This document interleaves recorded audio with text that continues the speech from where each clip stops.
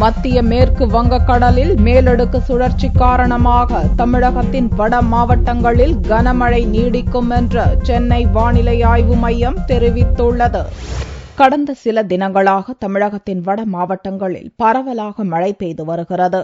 சென்னையிலும் ஆங்காங்கே மழை பெய்து வருகிறது.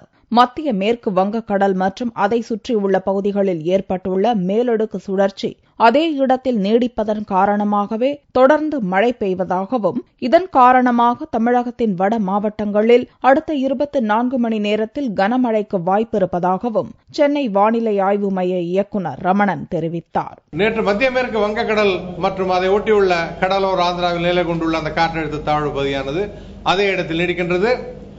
அதனுடன் தொடர்புடைய மேலடுக்கு சுழற்சியின் காரணமாக கடந்த 24 மணி நேரத்திலே வட மாவட்டங்களில் ஒரு சில இடங்களில் மழை பெய்துள்ளது. தென் மாவட்டங்களை பொறுத்தவரை ஓரிரு இடங்களில் மட்டுமே மழை பெய்துள்ளது.